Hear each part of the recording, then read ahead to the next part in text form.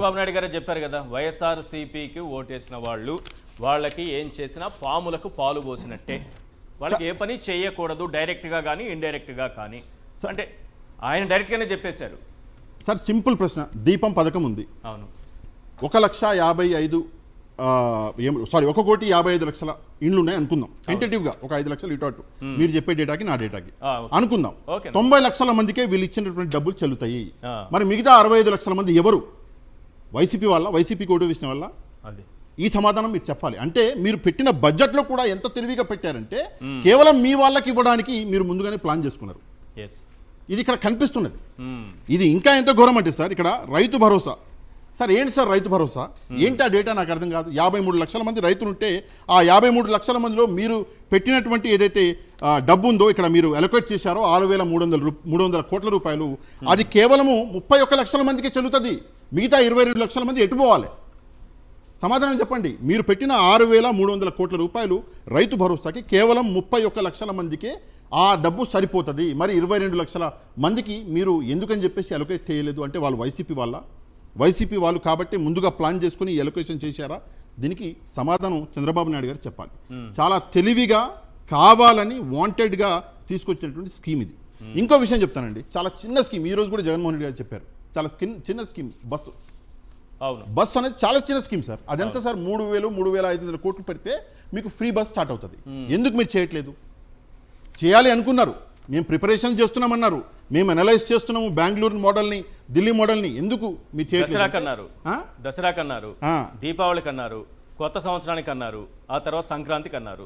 అయిపోయింది, సంక్రాంతి అయిపోయింది, నెక్స్ట్ ఉగాది వస్తుంది. అది ఎందుకు చేయలేదు? దీని వెనకాల కూడా ఒక కారణం ఉంది సార్. ఏంటంటే ప్రజలలో ఒక కోపం ఉన్నది కూటమి మీద పెరిగిపోయింది. బస్సెస్ ఒకవేళ స్టార్ట్ చేస్తే ఆ బస్సులలో జరిగే రచ్చ ఏదైతే జరుగుతుందో, తెలంగాణలో చూస్తున్నారు జుట్లు పట్టుకుని కొట్టుకుంటున్నారు, ఆడ కర్ణాటకలో చూస్తున్నారు, ఢిల్లీలో చూస్తున్నారు. ఆ రచ్చ ఆంధ్రప్రదేశ్లో మొదలైందనుకోండి, ఇక దాన్ని కంట్రోల్ చేయడం అనేది అసాధ్యం. బస్ ఎక్కడానికి కూటమి వైఫల్యాలకి ఏంటి సంబంధం నాకు అర్థం కాదు. అదే సార్, ప్రజలకు ఇప్పుడు మీరు కాదులేండి, నేను బస్సు ఎక్కాలి సార్. బస్సు నిండా మొత్తం ఆడవాళ్ళే ఉన్నారు, మొత్తం ఆడవాళ్ళు కొట్టుకుంటున్నారు సీట్ల కోసం. నేను ఎత్తాను బస్సు, నాకేమొస్తుంది? కూటమి మీద కోపం వస్తుంది. మంచిగా చల్లగా ఉన్నటువంటి రాష్ట్రాన్ని మొత్తానికి ఇచ్చేసారు అని చెప్పేసి కోపం రాదా? ఒకసారి ఆలోచన. అదే ఇప్పుడు తెలంగాణలో నడుస్తుంది కదా సార్, అదే కర్ణాటకలో నడుస్తుంది, అదే ఇన్ని రోజులు ఢిల్లీలో నడిచింది. సరే దిల్లీలో అంటే ప్రతి ఒక్కరికి అలా వెహికల్ ఉంది కాబట్టి అక్కడ అంత కనిపించలేదు. మగవారి మనోభావాలను గౌరవించి ఈ ఉచిత బస్సు ప్రయాణాన్ని ఎత్తేస్తారు చంద్రబాబు నాయుడు. ఎత్తేస్తా అంటే ఈయన ఎత్తేస్తారు మహిళలు. మీకు అర్థం కావట్లే? ఎత్తేస్తా అంటే ఈయన ఎత్తేస్తారు. అదే కాకుండా ఈ ప్యాంప్లెట్లో పెట్టని మళ్ళీ 2 స్కీములు, అందులో బస్సు ఉంది కదా, ఇందులో పెట్టలే. అవేం పెట్టలేదు. ఈ ప్యాంప్లెట్లో బస్సు లేదు, అందులో ఆడబిడ్డ అనేది ఉంది, రైతు భరోసా ఉంది, బస్సు లేదు, సిలిండర్ లేదు. మిగతా మొత్తం ఉన్నాయి, 4 ఉన్నాయి. బస్సు సిలిండర్ లేదు. ఈ సిలిండర్ కూడా ఇందులో యాడ్ చేసుకోవాలి సార్. ఒక్కొక్కరికి 2,500 రూపాయలు. అంటే ఈ 9 నెలల్లో ఒక 2 సిలిండర్లన్నా ఇచ్చి ఉంటే ఒక్కొక్కరికి 2,500 రూపాయలు యాడ్ అవి. ఆ డబ్బు కూడా దాన్ని కూడా అలొకేట్ చేయకుండా ఎంత ఘోరం అంటే సార్, నాకు నవ్వొచ్చింది. ఏదైతే ఇప్పుడు ప్రస్తుతం ఉన్నటువంటి తల్లికి వందనం ఉందో, ఈ తల్లికి వందనం అన్న స్కీమ్ని 4 నెలల కింద వచ్చేటువంటి బడ్జెట్లో పెట్టారు. ఇందాక మీరు చెప్పినట్లు 5,000 చిల్లర కోట్లు పెట్టారు. పెట్టిన తర్వాత వింతేమనిపించిందంటే, పెట్టిన తర్వాత లోకేష్ గారు అసెంబ్లీలో నిలబడి లేదు దీన్ని మనం పోస్ట్పోన్ చేస్తున్నాం. మరి ఎందుకు పెట్టారు? అప్పుడే కదా మీరు పెట్టింది. పెట్టిన తర్వాత ఎందుకైనా రామాట? ఇప్పుడు పెట్టిన దానికైనా న్యాయం చేస్తారు. ₹1 9,000 కోట్ల రూపాయలు కేటాయించారు కదా సార్, ఇప్పుడైనా న్యాయం జరుగుతుంది అనుకుంటున్నారా? పెట్టిన 5,000 కోట్లకి పతా లేదు. ఆ 5,000 కోట్ల చిల్లర కోట్లలో ఆ ₹1 ఖర్చు పెట్టిర్రా? ఒకసారి మీ సమాధానం చెప్తే. మీరు 9,300 కోట్లు చేస్తారా చేయరా నేను చెప్తా. పిల్లాడికి పలక బలపం కొని పెట్టమని ₹10 కూడా ఇవ్వలేదు ఏ తల్లికి. అదే సార్ నేను చెప్తున్నాను కదా, సిస్టమేటిక్గా ఏం చేస్తున్నానంటే, సిస్టమేటిక్గా కంట్రోల్ అన్నది మీడియాలో కంట్రోల్ అన్నది పెట్టుకొని ఈరోజు ఏదైతే జగన్మోహన్ రెడ్డి గారు డెవలప్ చేసిండో స్కూళ్ళని, ఆ స్కూళ్ళని యథాస్థితిలో పతన స్థాయికి తీసుకెళ్ళి ఆ మొత్తం స్కూళ్ళని తీసుకెళ్ళి ప్రైవేట్ వాళ్ళ చేతిలో పెట్టే ప్రయత్నం ఇది. ఆ ప్రైవేట్ వాళ్ళు ఎవరు అన్నది మీకు తెలుసు, నాకు తెలుసు. వీళ్ళ పార్టీలోనే ఉన్నారు, వీళ్ళ కూటమిలోనే ఉన్నారు ప్రైవేట్ వాళ్ళు. వాళ్ళ దందానే ఏంటంటే ప్రజల దగ్గర నుంచి, స్టూడెంట్ దగ్గర నుంచి డబ్బులు వసూలు చేయడము. ఆ దందా కొనసాగించాలి అంటే గవర్నమెంట్ స్కూల్ అని ఇంకోవైపు జగన్మోహన్ రెడ్డి మొత్తానికి డెవలప్ చేస్తున్నాడు. ఆ డెవలప్మెంట్ ఆపి డైరెక్ట్గా దాన్ని ఎఫెక్ట్ చేయకుండా ఒక్కొక్క ఇటుక పిక్తున్నారు. ఇప్పుడు డైరెక్ట్గా క్లోజ్ చేయట్లే. పెన్షన్స్ బాగానే ఇస్తున్నారు కదా.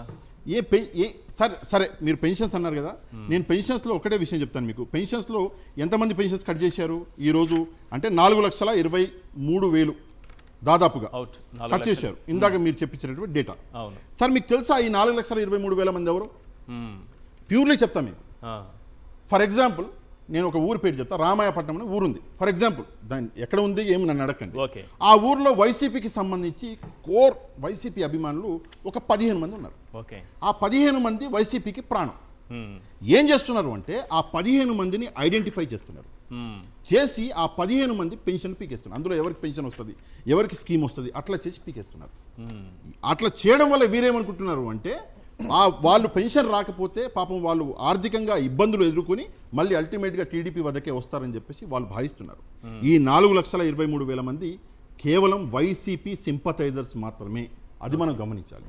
అది కూడా పేదవాళ్ళు సార్. 2,000 రూపాయలు పెన్షన్ డబ్బులు వస్తే అందులో 2,000 రూపాయలు తీసుకొని నెలకి కావాల్సిన మందులు మెడికల్ షాప్కి వెళ్ళి తీసుకొచ్చి జీవితాన్ని వెచ్చించే వాళ్ళు ఈ పేదవాళ్ళు. వీళ్ళని కూడా వదిలిపెట్టట్లేదు అంటే ఈరోజు ఇది చాలా అంటే చాలా ఘోరం సార్. ఆంధ్రప్రదేశ్లో జరుగుతున్నటువంటి ఘోరం.